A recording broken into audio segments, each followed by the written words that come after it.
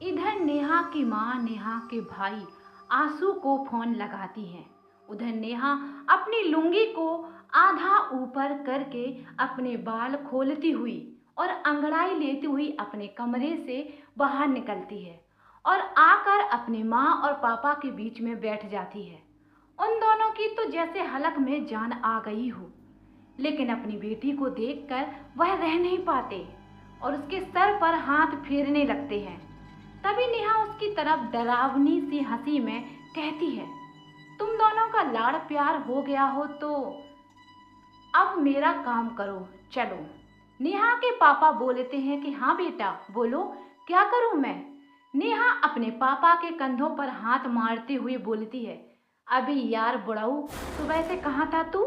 इतनी देर कहाँ लगाई तूने आने में? तुझे पता है कब से तलब लग रही थी बीड़ी की। फटाफट से जा और बीड़ी लेकर आ।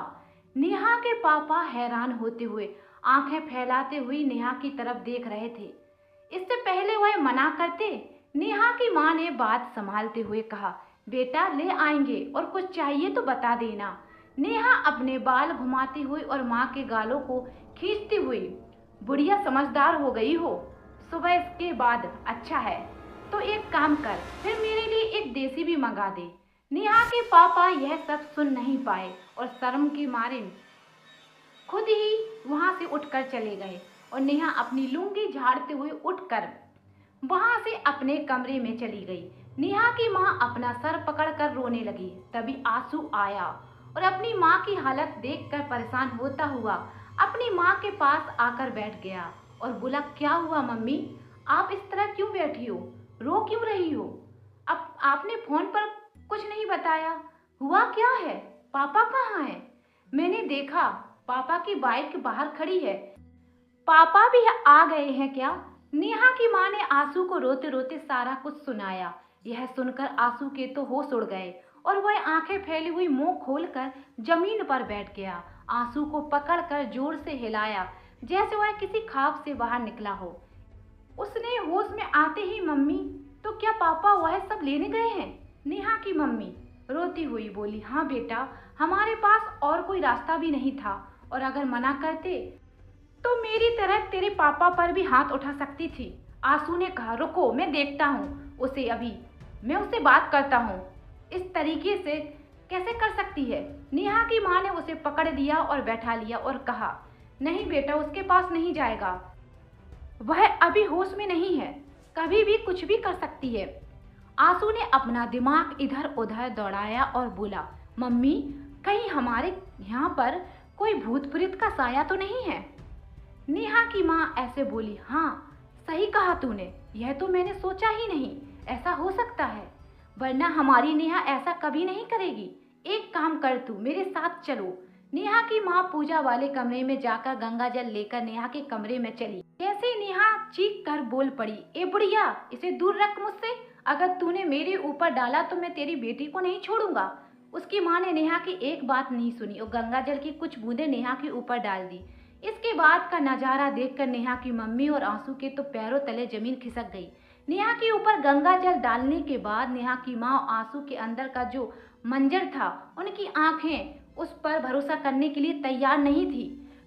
उन्होंने देखा कि नेहा की आंखों से खून निकल रहा है और नेहा ने अपनी लुंगी को मोड़कर अपनी कमर में बांध लिया और अपने बाल फैलाने लगी और मर्दानी आवाज में बोली, तूने अच्छा नहीं किया बुढ़िया, इसका अंजाम तुझे भुगतना होगा। अब देख मैं तेरी बेटी का क्या हाल करूंगा।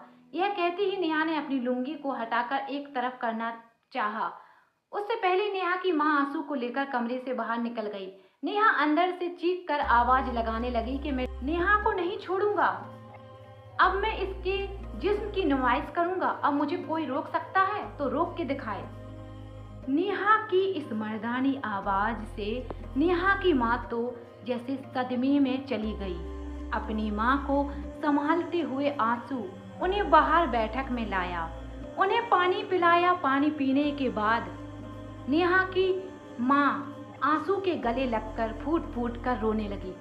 आंसू भी यह सब देखकर परेशान था, रोना भी चाहता था, लेकिन उसे अपनी माँ को संभालना था, इसलिए रोया भी नहीं और अपनी माँ को संभालते हुए बोला, मम्मी प्लीज संभालो अपने आप को। अगर आप इस तरीके से हौसला खो दोगी तो मेरा क्या होगा? और हमें रोना नहीं है, हमें अपनी नेहा को ठीक करना है।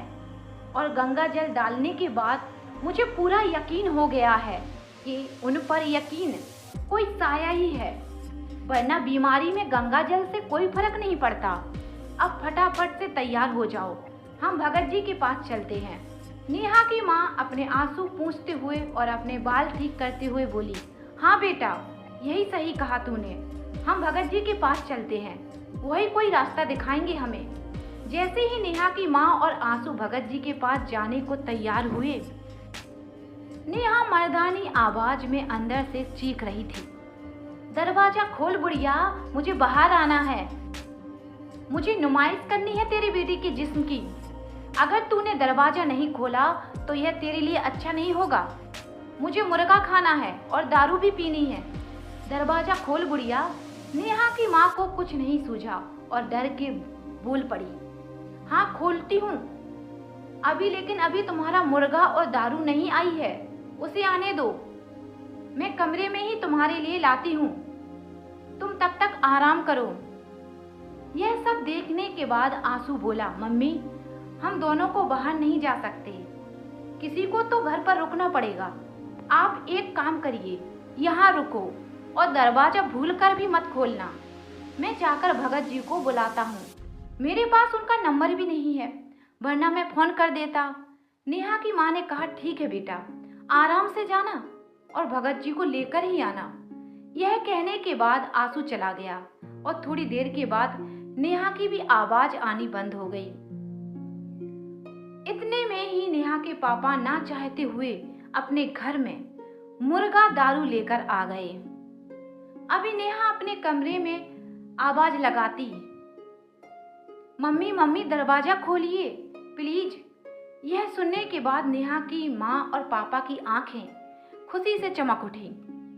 नेहा की इस नॉर्मल आवाज में उनके चेहरे पर खुशी वापस ला दी थी। खुशी के मारे दौड़ पड़े और नेहा के कमरे का दरवाजा खोल दिया। अपनी बेटी की आवाज को सुनकर दोनों ने उसे जल्दी से गले लगा लिया। जैसे उन्होंने नेहा को गले लगाया, नेहा भयंकर सी हंसी में हंसते हुए बोली, झांसे में आ गए ना आप दोनों। यह सुनती नेहा और माँ पापा डर के मारे एकदम से अलग हो गए। नेहा की माँ बोली, बेटा यह क्या हुआ तुम्हें, अभी तो तुम ठीक थी ना। नेहा अपना सर घुमाती हुई और अपने एक पैर को कुर्सी पर रखकर बड़ी स्टाइल में बोली, अरे बुढ़िया, कितने भोले हो, कितने पागल हो तुम दोनों। तुम दोनों को पागल बनाना कोई बहुत बड़ी बात नहीं है। जरा सी तेरी बेटे की आवाज नॉर्मल हुई, कैसे भागे भागे आ गए दोनों। अब जल्दी से लाओ मेरा मुर्गा और दारू, मुझे भूख लगी है, बहुत जोरों की।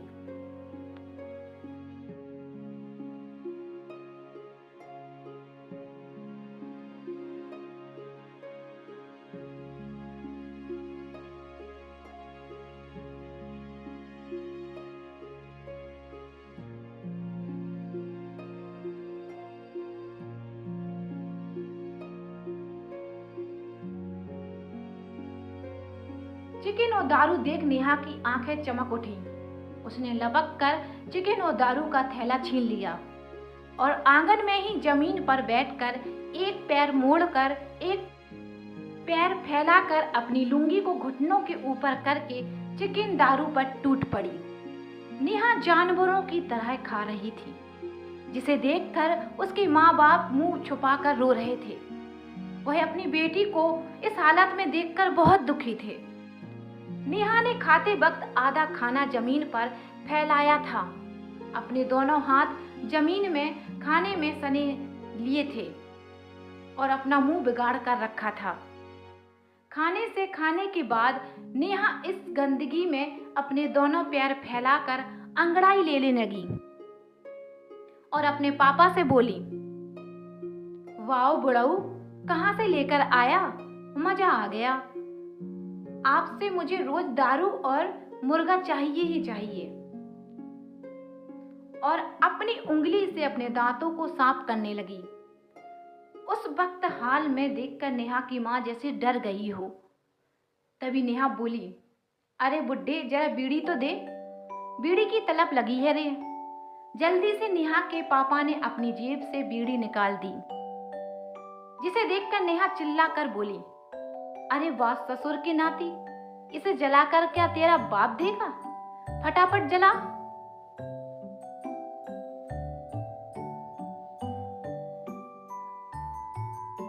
यह सुनकर नेहा के पापा बहुत चक्की रह गए और उनके हाथ से बीड़ी छूट गई। इसे देख नेहा बौखला गई। वह चीखती हुई बोली, बुड्ढे, सुनाई नहीं दिया मैंने क्या कहा? उसकी आंखों में जैसे खून सवार था। आंखें लाल और पुतलियां बड़ी बड़ी हो गई थीं, जिसे देखकर नेहा के पापा डर गए और डर के मारे जल्दी जल्दी उन्होंने बीड़ी जलाकर नेहा को दी। नेहा बीड़ी इस तरह पी रही थी जैसे वह सब में माहिर हो।